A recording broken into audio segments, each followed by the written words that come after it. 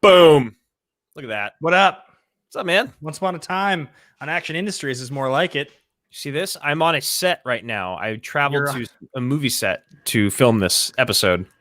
you're Back to the Future Part 3. Caleb Yeah, Dinklage and there's too. that's Kayla. I'm pretty sure it's Dakota. I thought it was Pretty sure it's Dakota. too. Dude, yeah, I'm so excited. Welcome to another episode of the greatest movie ever made. Today we're talking about Once Upon a Time in Hollywood, and yeah, man, I'm very excited to talk about this movie.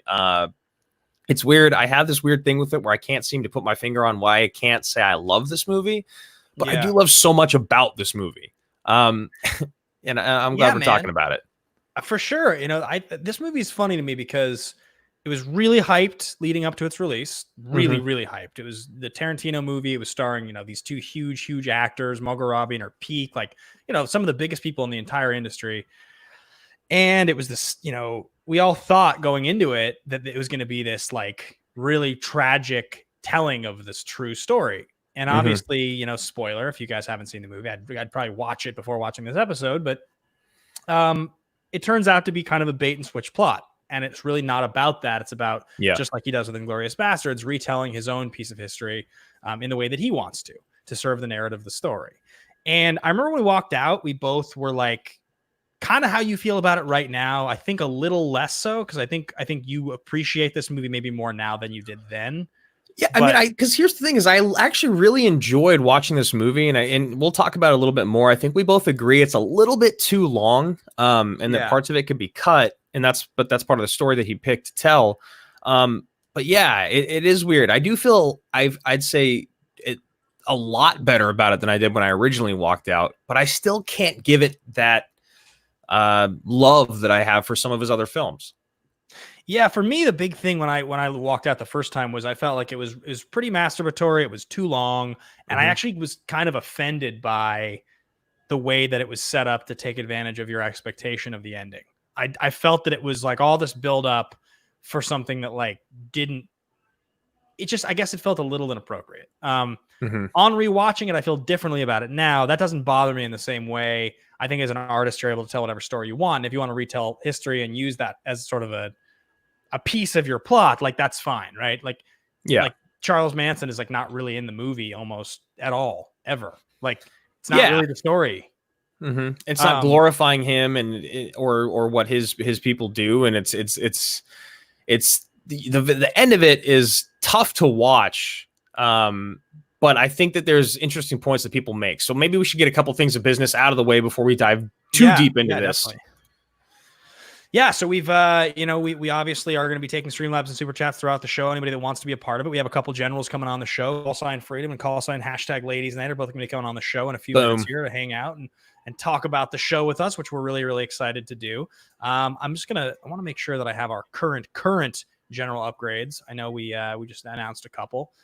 We had a brand new captain upgrade just yesterday of Keith Kilduff. So big time salute to you, Keith. Thank you so much for that. Salute to you, Captain, over there in Ireland. Sent him a package the other day. Excited for him to get it. We did at the end of last week's show last Sunday. We had the Deliverer, our 5-star general upgrade of Joaquin Oliveira, who is now a 5-star general. So big time salute to you, sir. Salute and of to you, course, brother. Dr. Meggs became a general last weekend as well. So thank you so much for that. Salute, Meggs. Oh, you know what? I guess it was last weekend. Yeah. I guess it was last weekend that we also had JJ Winward, call sign Jameson, upgrade to general. Call sign Jameson. There. I feel like I miss drinking Jameson. I haven't had a Jameson in quite some time. Oh yeah. Yeah. I have, sir. I have. I have. You haven't drinking enough for both of us. Okay. So let's is that all the shout outs? Sorry. Those are the major shout outs, guys. I think otherwise, a lot of you guys are starting to get your merch item for May, the Action Industries 5-year coin, which we're excited about. So, some of you guys are posting pictures of that. And we just actually announced the June item, which I think you have a picture of. I don't know. And there it is. Look at that. Yeah. So we have these credit card sized bottle openers, Action Industries bottle openers. They slip right into your wallet, which we're really, really hyped about. They're on cannot be used as a credit card. We had to say it. We had to put the disclaimer out there. You cannot buy anything with them. You cannot buy anything with it. You might be able to barter. We should have those within 2 weeks, so we'll be able to show those off in person, and we'll be taking pre-orders a little later this month. But yeah, I think let's get into the movie. So the first question we always ask on the show is, will we be talking about this movie in 20 years? Will this movie be getting talked about in 20 years? And I can jump in first and say a resounding yes. And I think the biggest reason I would say is I think this movie is going to go down as one of the iconic, if not the single most iconic movie of both of these guys' careers. And I think it's because of the fact that they're in it together. I don't necessarily know if it's the most iconic Leo movie. Like, I think Titanic is probably more iconic. And I don't know if it's necessarily the most iconic Brad Pitt movie. I think Fight Club is really iconic. But because they're in the movie together, and it's a Tarantino movie, and it's based in Hollywood and got all this hype, and it's so enjoyable to watch them in it. Like, that's the thing, is it's a true movie star movie. You watch these guys in this movie, and it's kind of like I'm hanging out with these guys, like my old friends that I've been watching in movies for 25 years, and they're so fucking good together. Like, they're just so enjoyable together. I feel like this movie is going to be more rewatched than most movies that either one of these guys was ever in. So I think in 20 years, it will come as one of the iconic movies of two all-time movie star level guys. Yeah, it's hard to disagree with the points that you're making. I don't know if it'll go down as the most iconic in either of their careers because it's them together. I honestly hope that both of them have something much larger coming in the next 10, 20 years. Like, I think there's still a lot. I know they're getting old, but like, we've seen a lot of dudes in their older age put together some incredible roles. And like, the thing about both of these guys, I feel like they've both just gotten better with age. They're like a fine wine or a cheese. Yeah. But she spoils eventually. Yeah, you guys got to be careful with that. I don't know if it will because of that. I hope that there will be something else that does, because again, there's something about this movie that I really enjoy. I think Leo's great in this. I think Leo puts on a better performance than Pitt does. And we had Call Sign Quiz Show bring up in the bunker that he thinks Pitt totally deserved the Oscar, and that it's very difficult to play the coolest guy on the planet. And I don't disagree that it's hard to play the coolest guy on the planet. I think that is difficult for a lot of people to put on. I just think that someone like Brad Pitt, who's already had a lot of practice being the coolest guy on the planet in real life and on screen, it wasn't something that impressed me at all. It really wasn't. And I think that, what he did at the end of the movie with his being high and all the different levels he has with that, and then kind of coming down, it's all great. And it's all really believable. I think that's the other thing, is that it's hard to take away from Brad in this, that it's not that he's not believable in any of it, and that it's not a great performance. It's just that it just doesn't feel like it's a reach. It just feels like it's like, hey, Brad, let's give you some sick writing, some awesome clothes. We'll set you in a great, great decade. You're just going to be the coolest guy in the world. We're also going to have you kick Bruce Lee's ass. Oh, we're also going to have you kick this other guy's ass in front of a bunch of his friends and family. Like, you can't not be cool in this. You can't. You're also going to have a moment where some young, sexy girl throws herself at you, and you're going to be the cool guy that turns her down because she's not old enough. Like, he is literally set up to be the best guy that you can possibly imagine. And he's got a dog. Okay. So even if all that doesn't win you over, takes care of his kind of asshole movie star buddy. Like, he's got a great relationship with his dog. And like, even when he's an asshole, you're still like, man, he's such a cool asshole. Like, he kicked Brucey's ass and fucked up that lady's car. So I understand it, but I think he's also given a lot of help along the way. And so this will probably be the movie that people talk about the most in a weird way in Brad Pitt's career, because I think they'll say that he performed better but didn't win an Oscar for other roles. Why? So that's okay. So this is like a really interesting part of this conversation. When I say it, it's not that I think it's the best movie, and I don't think it's the best performance from either guy, and it's not the best Quentin Tarantino movie. So I think it doesn't get the number one slot in any regard. But I think about the movies that have made the biggest impact that Brad Pitt has been in his career, right? There's a few. I would say there's a couple that you and I can agree are like sort of the ones. Yeah. Seven is like a legendary movie. It's really well loved. Fight Club is a huge one. I think you would probably say like Ocean's 11 was a really big deal. For other reasons, Troy was a really big deal. Benjamin Button, Moneyball. Those are probably the biggest ones. Maybe like World War Z because it made a lot of money. Troy, man. It's the best movie I've ever seen in my life. Every one of those movies, the only two of those movies that feel to me like they are living on in the way that we continue to talk about them are Seven and Fight Club. Yeah. And Seven's not because of him. Seven's because it's a great movie. He's good in Seven, but he's not the reason the movie's great. Fight Club's the other one, right? Like Fight Club feels like it's the other movie. And the funny part is that's the other time he's the coolest guy ever.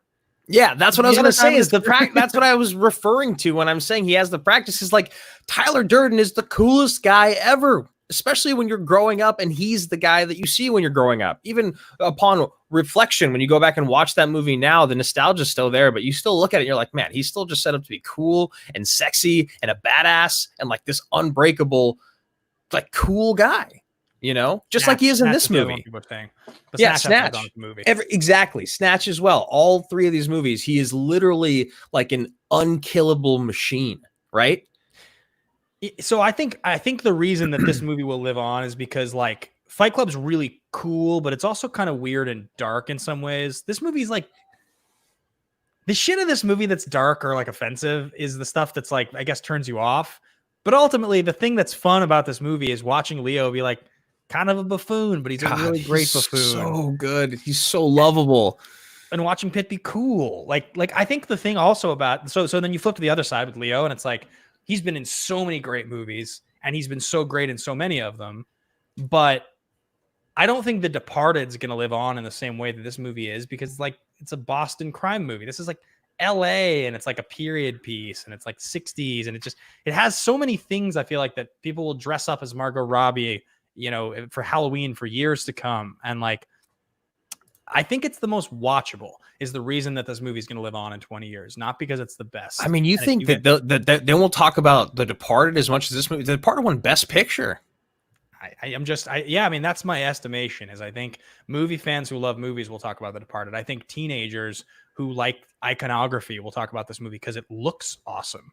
And the soundtrack's great. And like they're super fucking famous movie stars being cool as shit in it.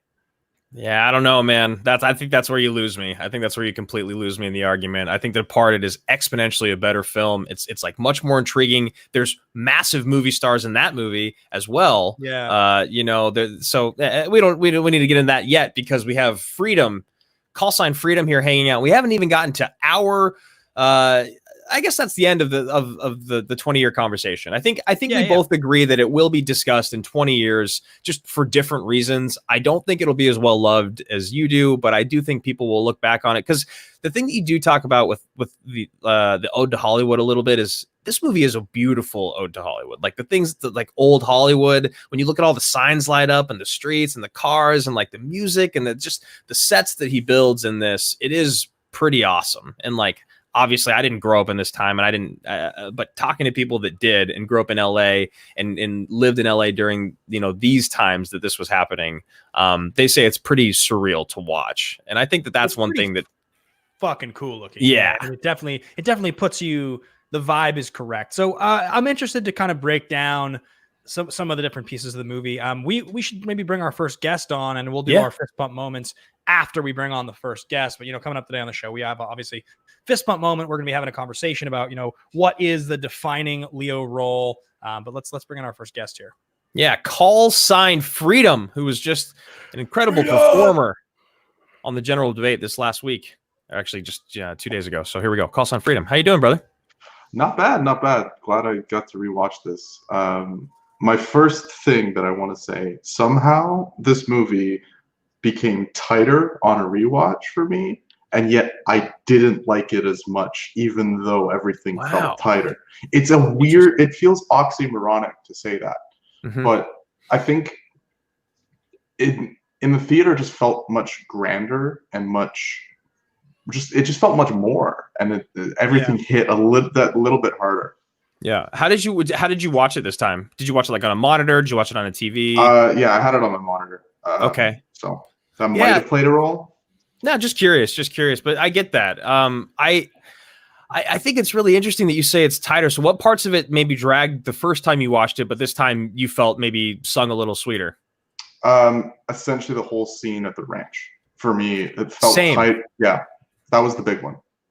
That felt tighter, or that felt worse? That felt tighter. And I think it's tough because it felt like it lasted for like a good half an hour to 45 minutes in the theater, but on the monitor, it just went by like that.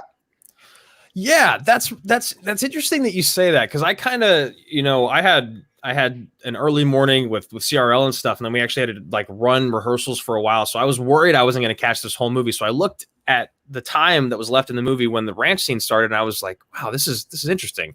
And I was like, I remember this being a lot longer. I felt like the ranch scene was like 40 minutes, but there was only like 50 minutes left in the entire movie when it started, I think. And I was like, well, okay. So on rewatch, for some reason, the slow burn of this story really works for me. I don't know why. Upon like even the thing with Sharon Tate. So this scene for some reason feels really important because the first time you don't know if Brad Pitt's going to live or not. And then this time, since you do know he's going to live, you're kind of just enjoying him chew up the scenery and just like kind of just fuck around and be cool. Right. Mhm. Like, again, just like be cool and just do whatever you want. I change my tire. I'm going to go see my friend. Bruce Dern is excellent in this. Like he's kind of like perfectly hilariously weird. So is Dakota Fanning. Like she plays a great, like she's creepy. I like terrifying. It's great. Yeah. It's great. And that's all true. You know, like all that stuff at the movie places or the cinema or whatever the hell it's called. Staff. I can't remember. Spawn Ranch. Yeah, Spawn Ranch. Yeah, that's all true. And the guys. So all right, let's talk about your fist pump moment, man. What part of this movie did you have that moment where you look around, you're like, oh shit, you guys see that? I gotta talk about this on greatest movie ever made today. What was that moment? It's Sharon Tate watching herself in the movie. Yeah, interesting. Because I think that's her best scene. Yeah, it is far and away. I think it's the best scene in the movie because the whole point is that it's the ode to the death of old Hollywood, and that's sort of it. Enjoying its final moments and the sort of self-reflection on it. It just, to me, it's a perfect scene in a very imperfect movie. Yeah. I think that's a scene that kind of hits home with everyone, right? Every time I've talked to kind of anyone that watches it, and they think about what that means to like the innocence of that, and like you're saying, saying goodbye to old Hollywood, all that they put into one scene, and it's pretty seamlessly done.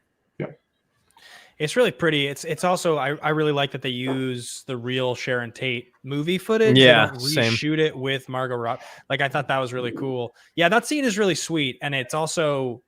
But I have my criticisms of sort of the entire use of the Sharon Tate plotline that I'll get to in the show in a little bit, which I don't think invalidates the fact that this is the movie that got made and that scene is wonderful in this movie, because I think it is. Yeah. But I do find, well, I'll save it because I want to make sure that you get your time while you're here. Anything else that stood out to you? Any Leo Brad scenes or anything else? That... I mean, evil, sexy Hamlet is an incredible, just an incredible line. But when I watched it back and I really thought about it, you were saying earlier about how this movie is probably about maybe 20, 30 minutes too long. Mm-hmm. Yeah. I think the way to fix it is rather than have the 6-month jump happen with 20 minutes left in the movie, you keep the scene at the start with Al Pacino, and then you do the 6-month jump right there and sort of chronicle the entire movie, that day leading up to it, and spend more time just on that day. That way you don't have to, I don't know, do all of the exposition, that little bit of exposition once they come back from the 6 months, which sort of artificially lengthens the movie. Yeah. I mean, all that exposition when they come back is like such a cop-out, because it's like, let me just explain everything that happened so we can end this movie. We'll get Kurt Russell to do some voiceover, and here we go. Yeah, that's definitely how I felt with this. So Call Sign Freedom, last thing here. Do you have what's your favorite Leo role? Do you have a favorite Leo role of all time? Not really. I've never been a massive Leo guy. I saying that, I think he was the best actor last year. I think Pitt was the best of the nominees, but I think Song Kang-ho deserved the Oscar overall when we're taking everything into account. So I guess it's this, because I mean, I haven't seen The Revenant. The Aviator is atrocious. Really? Yeah, I hate The Aviator. It is. Yeah, I hate it. Oh, that makes you so happy. You were literally just telling me to watch that the other day. I love it. I love it. And I guess the other one for me would be Gangs of New York. I really like him as Amsterdam Vallon. I think he plays off Daniel Day-Lewis very well to me in that movie. Yeah, and I have my issues with it, but I think it's a really, really good performance from a really young guy. at that point in his So career. you're not a fan of the tortured DiCaprio at all in like Shutter Island, The Departed, in Inception? No, not really. It's strange, and I just don't. I think it's because I really haven't connected with DiCaprio as an actor, as the guy in Hollywood for me. So some of those tortured, belabored sort of films, and I think that's my issue with The Aviator. It is way too long.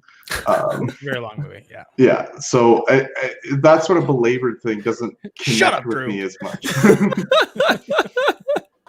All right, Call Sign Freedom. Much love to you, man. Thank you so much for stopping by. Big salute to you, brother. We'll see you soon. Salute to you, brother. I see that we also have call sign # Ladies Night here in the chat. Not in the chat, but in the green room, if you will.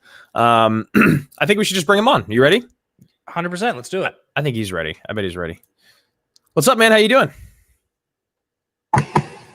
Hold on. I think I'm having audio issues. 1 second. It's okay. We can hear you. Yeah, we can hear you now. But can you hear us? That's the thing. He's pulling a you, man. He's muting himself, then he's unmuting himself. There he is. Yeah, it's like, what the hell? Hold on a second. It's all right. We'll take him off, and we can let him fix that for just a second. And you and I can talk really, really quickly. Did you want to talk a little bit more on the thought that you wanted to elaborate on? Oh yeah. Well, Freedom? so my thought was that like when you watch this movie back, the big takeaway for me is that the two guys don't really interact with Margot at all throughout the movie till the very end of the movie when Leo gets invited to a place. And so in the end, he's telling the two stories, concurrently, so that he can have you think something horrible is going to happen. But really, in reality, and I've said this before, you could have stripped the entire Sharon Tate story out of this movie, and you could have had it be anything. You could have had anything if you wanted to, and it would have been the same piece of Brad Pitt and Leo doing these characters in this time. And I think in a lot of ways you could shorten the movie that way, because all you need is like some audition that Leo has, some big thing, and they get involved with some shit they shouldn't, and it turns into be like a Get Shorty type of Elmore Leonard style movie, Jackie Brown. I mean, movies like Tarantino's made before, Pulp Fiction, A Day in the Life kind of a thing.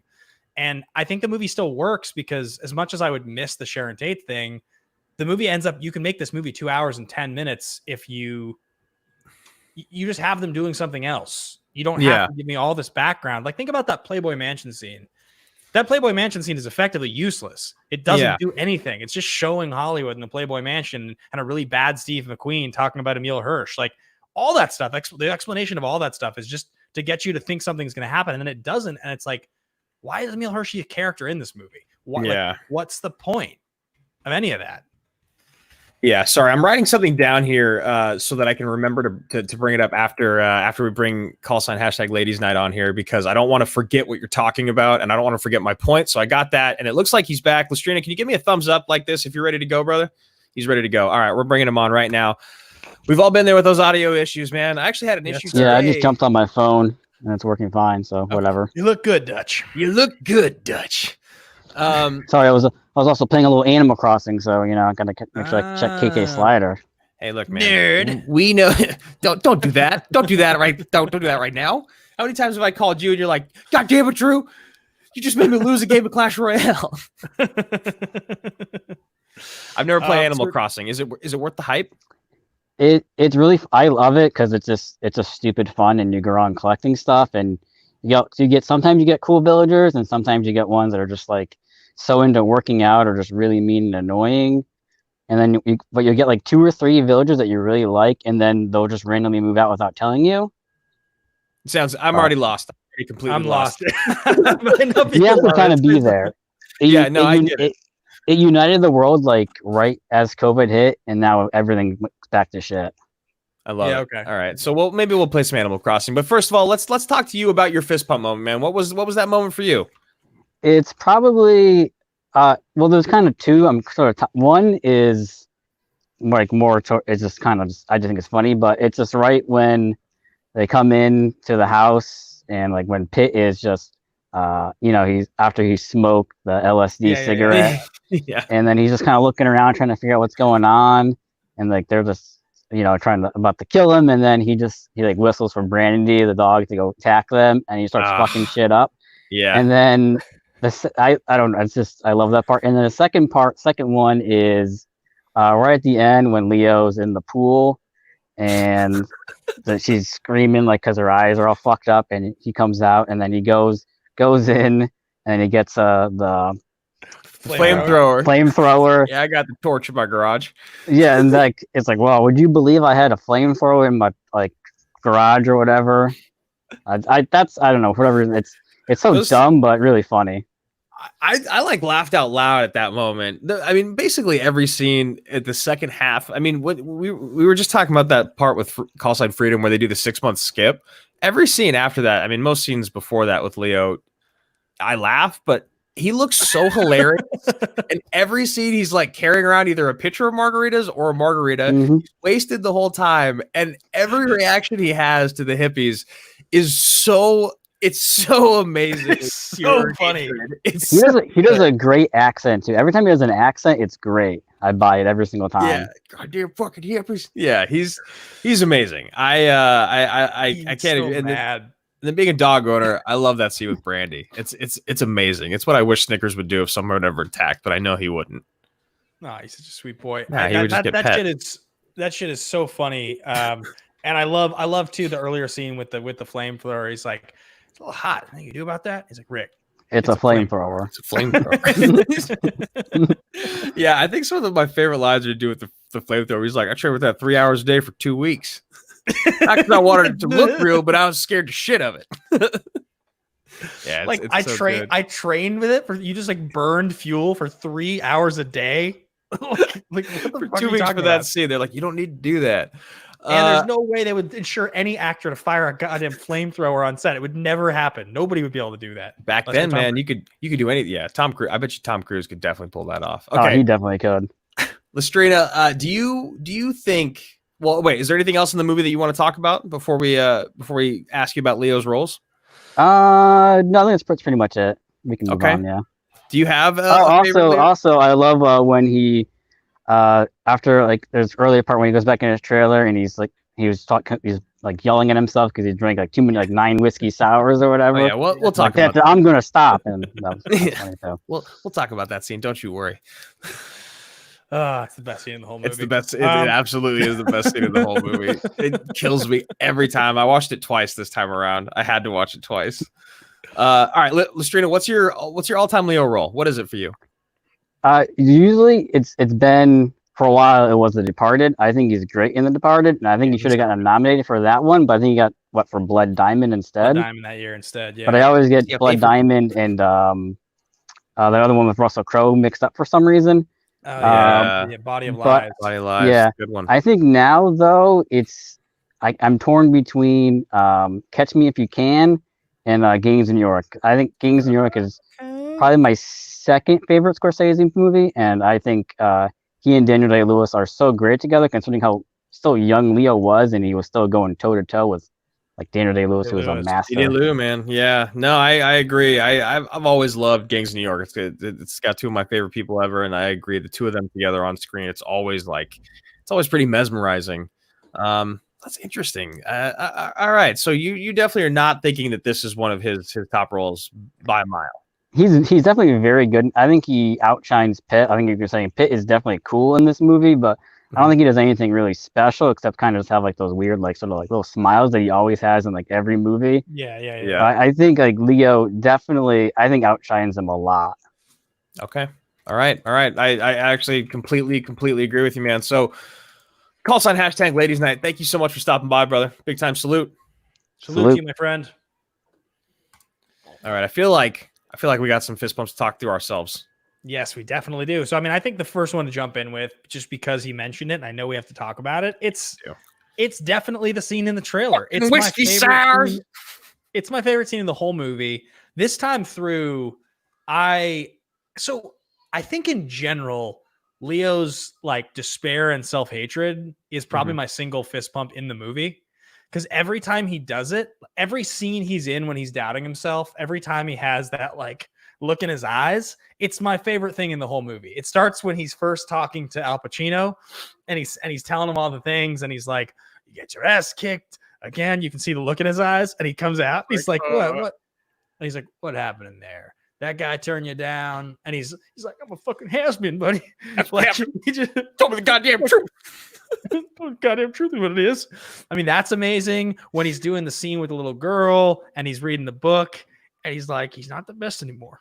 Far from it. He starts losing it, and then of course the scene in the trailer is just fucking incredible. It's so good. That whole, I mean, dude, I think this is definitely one of his top performances in his entire career. And I think the balls that you have to take a role like this also show that you are kind of that guy that can do something like this. Unless he doesn't do anything else in his career, then it'll be like incredibly sad and insane. Like looking back on it in 10 years, imagine if he just like has a couple bad movies finally, you know, then he's just done. That would be crazy. But otherwise, I think this is a massive statement of Leo being like, this is why I'm the biggest movie star in the world. I can take the most meta role in the least likely trajectory for me and the rest of my career. Yeah, it's like such a meta performance, right? Like playing an actor playing an actor who's like having that crisis. Not as in shape anymore, you know, like getting older, like having to work harder and harder to stay relevant. Yeah, being kind of desperate. Like there's just so much to it that's so good. And I love like his moments of self-doubt. And I also love like I said this a couple times, but he's like kind of a buffoon, and he's not the best guy. He's kind of a racist. He's definitely kind of a misogynist. Yeah. He's kind of an idiot. Like he seems like kind of a moron.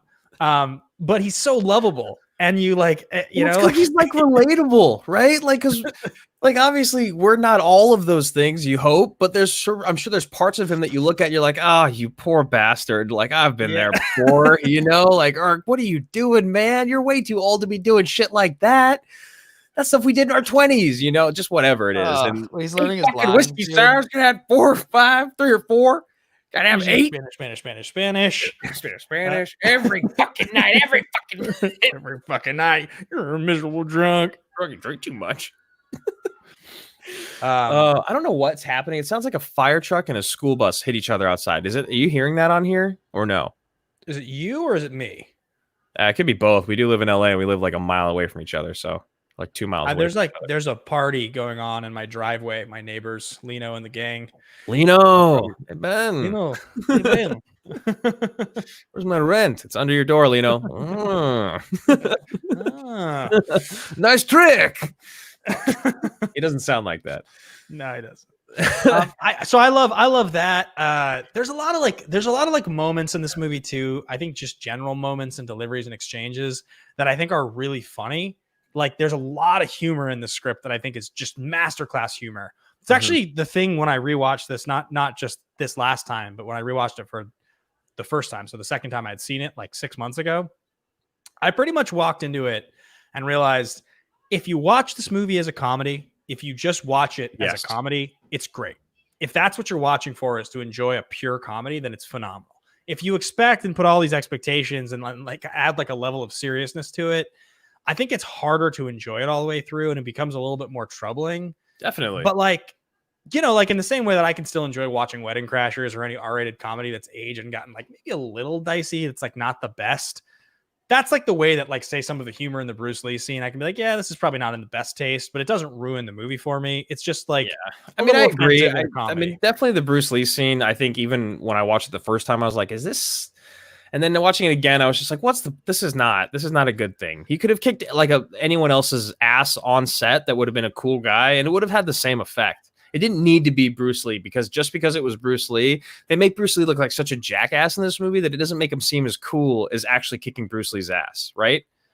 Yeah, like, totally. Like he makes himself being like a self-prophesizing buffoon on set before Brad Pitt decides to kick his ass, right? So it just has this weird effect. There's parts of it again for me, I think, that I don't love. And there's parts of this movie that like are classic Tarantino, whether it's glorified this or that, whether that's racism or violence or violence towards women. But there is this interesting thing about the end that I think that it's because of the group of people that actually attacked the house, and I think that the amount of horrible things that group of people did to the people in the house in real life is justified by what Brad Pitt Brandy do and Leo do to the group of hippies that attack them. I think that's one thing that I'm okay with. I'm okay to find that equalizing point, I guess. But I wanted to get because how much, like, okay, Inglourious Bastards ends with like mutilating Nazis and literally mutilating Hitler's body, which didn't happen. So how different is that from this? You know what I'm saying? Like, right, how many because steps you away want to from- say fuck you to Hitler, so it's okay, you know, and it's the same Yeah. thing with this, because the things that they did to the people in that house is horrible. So earlier we were talking about some stuff with freedom, and then, you know, I wanted to talk about Sharon Tate as kind of the story of Sharon Tate and why that makes this movie longer than you think it needs to be. And one thing I think is really interesting about the Sharon Tate storyline is that she's like a vessel for suspense in a bromance. Because when you watch this movie the first time, wasn't it more of like a suspense? Yeah, the whole movie you spend, right? because all those scenes, all the slow burn scenes, like the scene on Spawn Ranch, is Bruce Dern going to be dead? Is Brad Pitt going to die? And then he starts to get, you're like, how many more minutes are left in this movie? Because they still have to murder Sharon Tate. How's that going to happen? Right? How are they going to get there? That's like what the whole movie is kind of about the first time. Right. So that's one thing that I think is really interesting, because that journey that you go on the first time is so much different.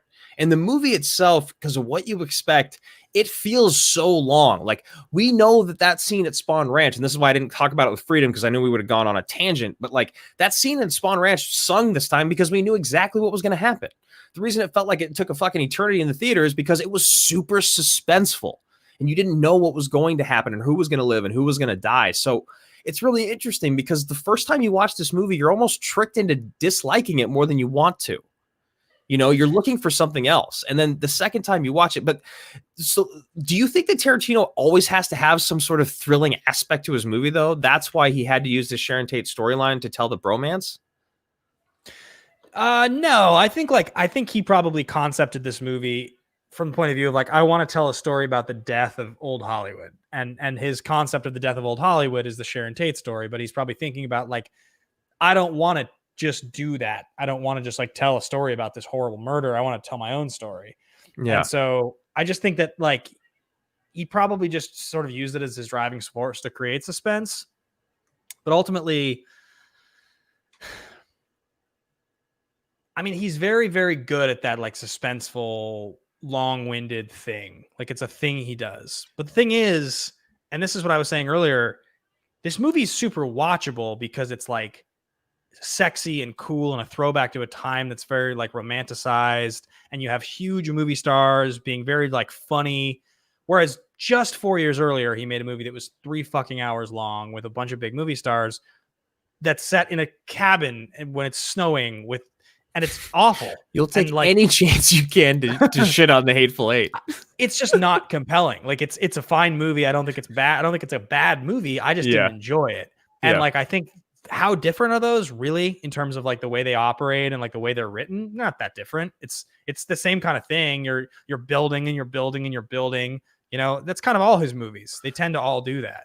Yeah, and I think the whole point of the Sharon Tate storyline is to kind of have that build in there, but that he wouldn't have had otherwise, because he couldn't have just kind of built it in if it wasn't such a massive story, because he would have had to spend even more time talking about it.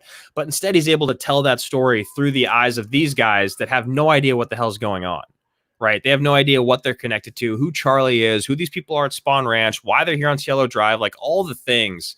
So it's interesting. On the second time, I actually enjoy the suspense more, knowing what the payoff is, because it's like I can kind of enjoy the comedy and then enjoy the suspense for kind of being like a clever way that Tarantino threaded a thriller into a bromance, because that's really what it felt like he did. It's like he took the nice guys and made it not as fun to watch the first time. Yeah, that's totally fair. I just look at this movie and my biggest complaint is just the part of this movie that I enjoy is not a movie that needs to be 2 hours and 40 minutes. Yeah. I don't need a bromance. I like a bromance comedy to be 2 hours and 40 minutes. I'm happy with that being an hour 50. Right? Like, yeah. Well, okay. So what's funny? The most successful part. What's funny is I feel like I haven't even, like, we kind of talked fist pump, but my true fist pump, I think, was at the end of the Dakota scene, Dekatu, because I looked over at Ash and I was like, God, Leo's so good. He's so good. But then the actual movie moment fist pump, it's funny. It's after the 6 month, like them getting off the plane to the Rolling Stones song, the music, the setting up the day of, the Kurt Russell narration. That's the part of going on the Tarantino ride that I talk about that I love. It did feel like I went on a few minute ride there, like a 5 minute roller coaster of exactly what Tarantino wanted me to feel, see, and expect to come in the movie. Because again, he builds suspense great in the building up of that day. He talks about, like, yes, he does a lot of copping out the exposition, but he also does a lot and just explaining the friends of the people that are there, who they are, the pregnancy, like not even being mentioned, but seeing how pregnant she is, seeing that the other woman has a child. Like, there's so many things.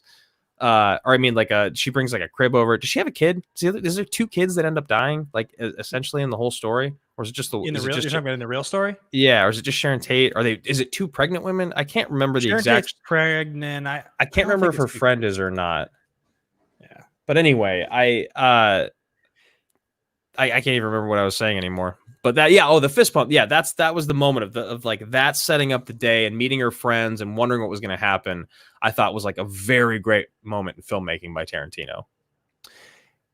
That's like, I think that's one of the big takeaways I have about this movie, is that like people will take every opportunity they can to shit on Tarantino because he's so polarizing and he's so popular. And he does make these movies that are so clever and they're so proud of themselves. Mm-hmm. But at the end of the day, even if he steals from other directors or he is really, really self-referential, he's great at a lot of things. And he's going to go down as one of the all-time greatest directors to ever make a movie because there's things he just does so well. I mean, there are so many things he does so well.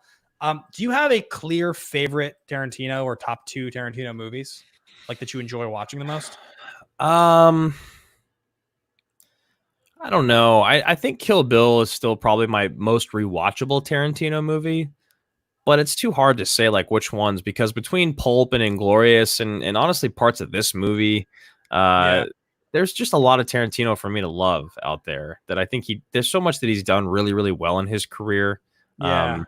Even parts of movies that I don't enjoy as much, like in The Hateful Eight and in Django, for instance. I like Django a lot more, but I don't love that movie. But yeah, I don't know, man. Do you have a clear number 1? Number 2, is it just Reservoir and Pulp for you? Is this now up there? I mean, I haven't watched Reservoir Dogs in a few years, so it's a movie that I need to go back and rewatch because I always really loved Reservoir Dogs. But for me, it's this and Pulp Fiction are the 2 that I enjoy the most. Like this movie, I love on like a crazy level. Now I've noticed, like when I was watching it last night, I found myself just like laughing out loud through most of the movie and just being like, I just love these characters so much. Like I would watch 2 more hours of these guys doing this because like, and that's kind of a little bit of, I think, the justification of why Pitt is so good is, like Pitt was great as Tyler Durden also and making that character sing. How many other actors can you think of that more than once or even once has had a role where you're like, you are actually the coolest fucking thing I've ever seen in my life. Like, I can't think of something that feels cooler to watch than this. It's really been like him and like Gosling and like, because really even cool some of the, Gosling's really cool in Drive. He's really cool in Crazy Stupid Love. He's really cool. And he's just cool, man. He's fucking cool. He's a cool guy. But yeah, it's definitely a hard thing to pull off. And some of the other things Tarantino does so well in this movie is doing the shout outs to old Hollywood. Like you said, bringing in the real footage from Sharon Tate, doing the Leo clips or the Steve McQueen in The Great Escape is just like excellent. It's so good. Excellent. Because if you go and you can go and watch them side by side on YouTube. It's so hilarious to see them like Leo is so incredibly bad at being cool in this movie. And like his conversation with Oliphant is like, it's so uncomfortable. It's like, he's like just So my favorite bitter. thing I've ever seen. And I think like, all right, so now let's talk about favorite Leo.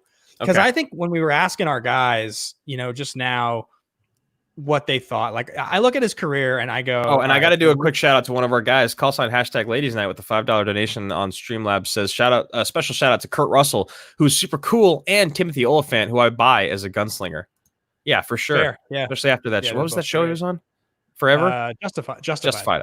I know. I was like, Departed.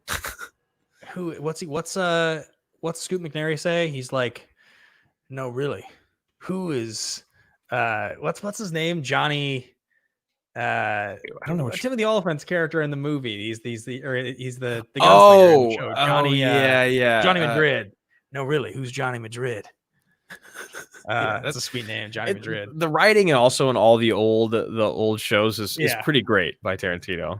And like it's so fucking fun to watch Leo do his line reading and then do the actual scene. Like when he's fucking up the scene, it's so good. Line or like when he has to double take the spit take. It's so good. All right, so I think the stuff that comes to mind when I look at Leo, that's like, because I mean Titanic is very famous, but it's not like a top for me. And I'll just say the ones that jump out to me as the best Leo, I fucking love Catch Me If You Can. Yeah, I really love Inception. I think he's phenomenal in Django, though it's not my favorite movie. Yeah, I would say it's like Wolf of Wall Street, Catch Me If You Can, Departed, and this probably are the ones that jump out at me as like the best.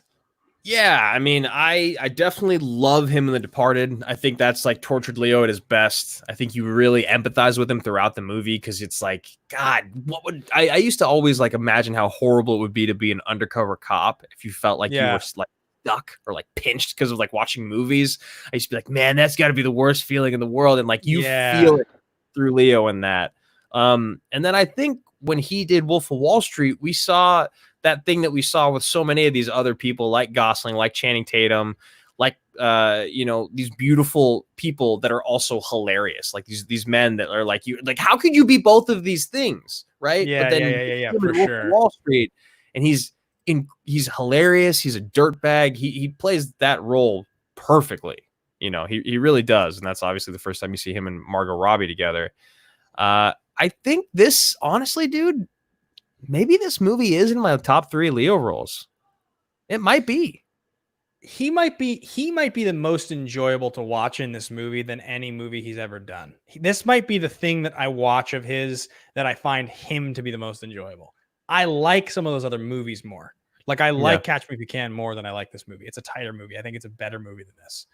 But I like him in this movie, I think, as much or more than I like him in anything else I've ever seen. It's probably this and Wolf are the 2 roles I can think of that he's had where I just like, I'm like, man, you just annihilate this whole fucking movie. Like every scene you're in, I feel like you just crush. I mean, I feel like he does that in Inception, though, too. Man, he's so good in Inception. Everything in that is so believable. You believe that Inception is a thing because of Leonardo DiCaprio. Yeah, that's true. Like right? Yeah, for sure. All right. So, go ahead. I always love hearing the stories too, like the people that have worked with him, or like, our buddies worked with him before, and I was just like, yeah, he's like such a professional, just like, such a fucking professional, just like, all right, we got to wake you up at 2 a.m. to go shoot this thing, and be like, 2 a.m. Okay, I'll be ready. Just like, like that kind of attitude. Like he's not a dick. He's not like overly nice. He's just a nice, super professional. Like exactly, I feel like what you kind of hope to expect out of Leo, because he's been so famous for so long. You're like, I just don't want you to be a douchebag, and I want you to be respectful to other people on set.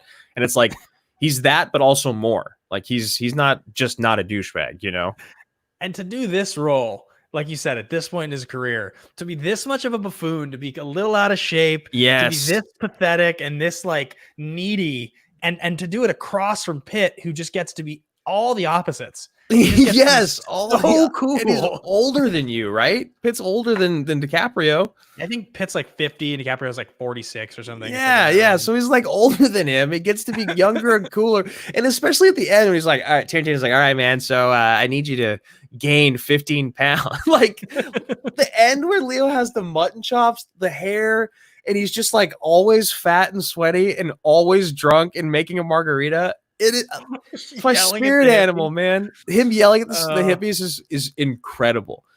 But then again, even the first time you watch it, you couldn't enjoy that as much because I was like, oh, please don't kill Leo. Don't kill Leo right now. Agreed. Don't pull a Departed on me. Agreed. So Tarantino supposedly has 1 movie left. That's what they've said. They've said he's going to make 10 movies and he's going to retire. And I've heard there's all the talk of the Star Trek movie, that he wants to make a Star Trek movie. I don't think that's ever going to happen. I don't think they're ever going to let him make a Star Trek movie. Yeah. So if we were going to kind of just collectively pitch, what genre would you want to see the final Tarantino movie in? Do you want to see classic crime? I mean, that tends to kind of be his MO. I think so, man. I think if I want to see Tarantino do something, it'd be sweet to see him take on some one more crime thriller. But if it was like maybe a biopic about something that he could kind of show his evolution as a writer and some of the things that he might have offended along the way by still using all the classic tropes that he has. Do you know what I mean? Yeah. Like he's kind of gone. I mean, we talk about that moment where Denzel was pissed off on him, pissed off at him on set and called him out on Crimson Tide. Yeah. You know? Yeah, for sure. Which I heard years later. I guess he wrote him an apology letter. I didn't know that. But, yeah. But even then, you got to think, he was still upset enough to do it. And like, I wonder what the apology letter is really about, right? Is it about calling someone out on set when you're the bigger man in the room? Probably more about that than really about the conversation he actually wanted to have with Tarantino, right? Yeah, he brought it up in a really shitty way. And instead should have just been like, yo, man, like, you're a talented dude. And like, I like what you write, but just help me understand why you write the way you do. And I think Tarantino could do something like that in his career. He could do it again with classic crime, writing the same way that he does, but just, I don't know, maybe a little more woke. Yeah, for sure. And I think there's always a quirky level to his movies. So, I mean, I guess what you wouldn't want to have happen is you wouldn't want to have him make Jackie Brown again. Like, not because it's a bad movie, because Jackie Brown's a great movie, but you just like wouldn't really want that to be like just a sort of predictable, traditional crime movie. Something like interesting, which I think, but like definitely it makes me feel like a thriller, robbery, crime, something. Because he has just the best tension building in scenes, right? Like you think of those classic scenes. I mean, he does it a couple times in Inglourious Basterds. If you want to just take one film as an example, that opening scene of that movie, and then the scene later in the bar, those are both so great. If you want to learn how to build tension in a scene, you know, and I want that. I want Tarantino to do that because I don't know if anyone does it as good as him right now. Yeah, I mean, a biopic, you know, if he was to do a biopic about some famous bank robber, or like, you know, that type of thing. I actually kind of love this, dude. I think this could be the place for him to shine, is taking on a Tarantino, like a Vietnam film. There's a lot of things he could speak on there, and he could do it the way that he wants, but he could do it in a very objective, like, this is how it was. I'm just showing you how it was, you know, and I think he could take that. Because I actually think there's some really, I mean, Good Morning Vietnam is actually one of my more loved films that I don't talk about a lot. And I think the Vietnam War is one of the more fucked up issues that could be touched on in a cool way with Tarantino.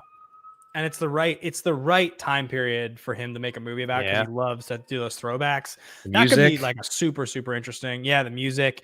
I mean, you and I have joked for years about Nick Cage being in a Tarantino movie and feeling like if you had him delivering Tarantino dialogue, he would just be perfect. And I still kind of believe it. I still kind of think he'd be perfect, you know? Yeah, I mean, well, there was the joking thing about the Tiger King movie going around, you know, and how Nick Cage is going to be that. What if if that wasn't such a joke at this point, if Tarantino were to take on like a biopic, like a murder story with something like that, it'd be kind of hilarious. With Nick Cage take on the Tiger King story. Is the Nick Cage Tiger King TV movie? That's fake? I don't know. I don't know if that's real or not. I know Tara Reid's in it, but I don't know if he's actually in it. No, I thought he got announced. Untitled Joe Exotic project. He's playing Joe Exotic in a TV miniseries that's coming out. Did I just say it wasn't real before that? You said the joke thing. So I thought maybe that it was like a hoax that had been revealed or something like that. But oh yeah, well, it started off. I thought it was a joke originally, and then I heard that it was announced. I wasn't sure if it was confirmed or not. But yeah, I saw that Tara Reid was announced as Carol Baskin. So I'm down. I'm into it. I'll watch the shit out of that movie. I'd watch the crap out of it. Yeah, I think that would be super fun. There's a few actors I can think of that I would really want to see work with him. I kind of would like him to focus like he did on this movie. One of the things I liked about this movie is that he made it with actors that weren't his classic traditional Sam Jackson, Michael Madsen, Uma Thurman. Like I like that cast for early Tarantino, but like I would want to see him work with some other people. Like, you know, can you imagine if he was to work with like George Clooney? Like, that'd be pretty awesome. Like, I would love to see George Clooney. You know, like that'd be a great. I think he could do some good stuff with like Donald Glover. Yeah, totally. Right, really good stuff with him. you know, if you want to talk about like another like massive movie star, like what if he was to like use Denzel, but really like bring a side of Denzel that we're not used to seeing? Could be so interesting. Yeah. I mean, you want to see him work with the biggest people is the point, because like right, because he does do something. He can control their talent and move it in a way that a lot of other directors might be too scared to. Yeah, so I think that would be really, really cool. I would love to see that. You know, there's so many actresses too. Like, God, like seeing it, like a Julianne Moore working with him would be so fucking cool. Oh yeah, Or, I do love Julianne. you know Moore. what I mean? Like, I just would want to put like this, like just a master group of just like the fucking best of the best. Those talents that you just, you know, what if Kate Blanchett was in like a Tarantino movie? You imagine like. What if Kate Blanchett is some like weird crime character, like, you know, second in command to some like fucking robbery? It's a girl gang robbery. I don't know. Like, there's just so many things that I think, what if fucking Tarantino would direct Ocean's 8? That would have been so good. Why the fuck didn't that happen? That would have been cool. I would have watched that. I would have loved that. It would have been so much better. All right, we only got a few minutes left here, so we can breeze through box office. It was Sony Columbia. Budget was only 90 million, which was pretty great. Wait, this is not right. This was probably right. When it first came out, because they're old outline, right? Oh, okay. So yeah, so when it first came out, it was the opening weekend. It only made $40 million. Obviously, after then, it went on to do much better. It was an 8.8 originally on IMDb. I'm just gonna look these things up because we probably want to know what they are now. So it went down to a 7.7, which, you know, that makes sense. Would make sense that it would drop down a little bit there. And obviously it won a couple Oscars. We all know that Brad Pitt won his Oscar, but then the other one was for production design, which I think is super fair. I think they did an incredible job building the set here. I think the set design, the production design, all of it, the costume, it was really, really well done. Yeah, do you have a favorite line specifically in the movie? No, I really like the entire Al Pacino monologue that gets delivered early on. His whole entire thing about the psychological effect that it has on the audience. I really enjoy that whole entire thing. And like, I think just Leo is such an interesting character in the way that he's built in this movie. That scene, you learn so much about him. His stutter, like, you know what I mean? Like when he's listing out all the shows. I did, you know, I got FBI tonight, and I got FBI this Sunday, 8 p.m. This Sunday, you know, like 8 p.m. He's just like he's real, just like not nearly as like. And also, there's like a level too when he talks about his movie career. I love that the 14 Fists of McCluskey is kind of like a loved movie, but he still thinks of his movie career as kind of a flop. Yeah, it is. It seems like people really like it. That's the one movie, right, that everyone seems to know about, like really love and respect. Yeah, It's his one great moment, man. It's his one great moment. That and Bounty Law. I think I really love that line that's actually delivered by Russell when he's doing the narration. He's like, when you got a buddy that's more than a brother and less than a wife, you just got to get blind drunk, say goodbye, you know, things like that. I think that was just another, just like, that's just great writing. Just feels great to hear sentences like that. Yeah, it is a perfect line. Make it witchy. That CJ Robinson. Yeah, Whiskey Sours. There's a lot of really great lines in this movie, but that's probably my favorite. 8 Whiskey Sours, Rick? You can stop at 3 or 4. You had to have 8. Damn it. All right. So is there what else we got, Ben? There's only one last thing left to talk about on the show, and that's called The Pitch. Wow. Our sync there was off, man. It's so much harder to do when we're not in the same room. Sounded good to me, man. Sick. We've only got one last movie left on this original run of the greatest movie ever made. There's 10, the original 10 movies that you guys all voted on about 2.5 months ago. And so the last one we're doing is The Nice Guys next week, which is, you know, obviously Gosling and Crowe. Ethan Irwin, you know, produced that film, directed by Shane Black. So really excited to talk about that one. And then we're going to start picking movies, which we'll probably start to involve you guys in the process of that, actually picking movies a little bit, especially, you know, you captains and generals, 5-star generals will probably be kind of leaning on you guys a little bit for that. And you can expect some watch alongs coming up pretty soon too, because, you know, we did the one for Just Friends a couple weeks ago. And I think that's going to be a Patreon only thing. We'll be doing that. I think for sergeants and above is what we're talking about doing. So $10 patrons and above will get to do that. We have that merch item we talked about. We'll be taking pre-orders probably starting this weekend. And this Sunday night, tomorrow night, we have an awesome show of the Action Guys. This is actually going to be great. Tomorrow at 5 p.m., we've got Bobby Gucci himself, Finstock, coming on the show to talk about revolutionizing Schmodown management, sports, and drinking, which is going to be great. It's gonna be a great show. It's gonna be a great show. We got here Sean Cals 26 says, "Love them purple ears, pumpkin puss." I don't like nicknames like that, but we'll talk about that later. You're upset. We'll talk about that later. Ashley goes, they love. She goes, "You're the little pussy. They love it, Spawn Ranch." And that didn't feel good. She said that to me right before I started on the show, because that's exactly what they say when she shows up at Spawn Ranch. So it was really cool to have that thrown right back in my face with these cool cat ears, man. I can't wait for this month to be over, and you're going to lose. You are going to lose, and you're going to have to do a TikTok video, and I'm going to enjoy it. You had your one win. It's kind of like when you're up 2-0 in the finals, and then you just, you drop the third game just so and then you really come back hard and you win the fourth. That's like what's going to happen. So no, it's like we're starting a whole new series and you're down 1-0 and you're going to lose this best of 3 next week, 25th, June 25th. All right, man. That's ridiculous. That's what's going to happen. Guys, if you haven't already hit like before you get out of here, make sure to hit that thumbs up button. It's an important thing to do to keep these videos high in the standings. We very much appreciate all of you guys watching. Hit subscribe if you haven't already. And thank you guys so much for watching. We'll see you tomorrow night at 5 p.m., 4:40 for all you generals in the Generals Bunker. Drew, have a great night. Enjoy your weekend, guys. See you, man. Salute, guys.